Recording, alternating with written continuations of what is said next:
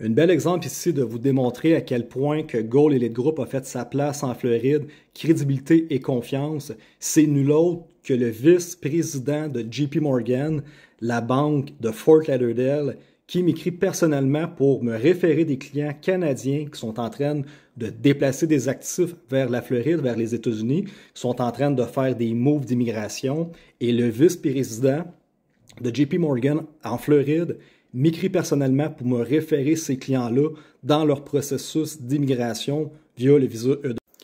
Donc, rapidement, si vous réalisez qu'au Canada, financièrement, ça ne va pas bien et avec les premiers ministres ou les prochaines élections qui sont en train de se passer, vous arrivez peut-être à la même conclusion que moi je suis arrivé et tous ces clients-là qui sont en train de m'écrire pour quitter le Canada présentement, qui déplacent financièrement des actifs, on se rend compte qu'on s'en va peut-être pas vers un positif.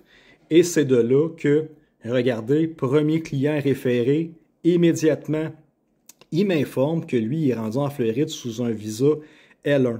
Le problème technique avec le visa L1, c'est que c'est un visa qui te permet, qui t'emmène vers ta green card, mais malheureusement, il t'est offert seulement pour une période de 12 mois. 12 mois, ça passe extrêmement rapidement et tu dois déjà, après 12 mois, renouveler ton visa. Donc, si tu ne réponds plus aux critères de ton visa L1, tu perds ton visa et tu dois retourner vers le Canada. Donc, le L1, oui et non. Nous, on se spécialise dans le visa E2. Et qu'est-ce que j'explique à mon client ici? Il confirme que c'est une très bonne idée de qu'est-ce qu'on a fait.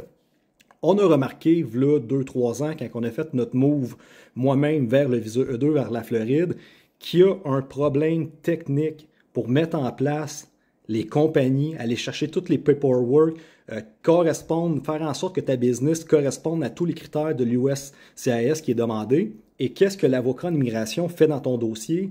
Dans le fond, c'est simple, l'avocat en immigration te représente, mais littéralement, il va te dire, mets une business en place, dépense 100 000, une fois que tu vas dépenser 100 000, garde toutes tes factures, soumets-moi ça, et là, après ça, ils vont te dire, ah, ben, il te manque ci, il te manque ça, puis c'est comme ça. Donc, rapidement, on s'est rendu compte qu'il n'y avait rien qui encadrait les gens à l'international, les Canadiens ou les Européens, pour s'en venir en Floride, alors qu'on n'a pas de contact, on n'a pas de ressources, on ne sait pas comment aller chercher nos permis, nos licences. Ben, ça prend des gens qui mettent en place la société, et qui gère également avec l'avocat en immigration tout le volet du paperwork, la paperasse qu'elle a de besoin. Donc, effectivement, dans la même situation, ce client-là, dans son L1, a constaté qu'il y avait énormément de manque entre ta transition vers les États-Unis et qu'est-ce que l'avocat en immigration fait pour toi. Et rapidement, déjà, ce client-là, vous le voyez, il m'a envoyé déjà 2 contacts de email de gens de Toronto qui sont littéralement en train de quitter le Canada et pour mettre en place une business de visa E2 pour qu'ils puissent déménager vers la Floride.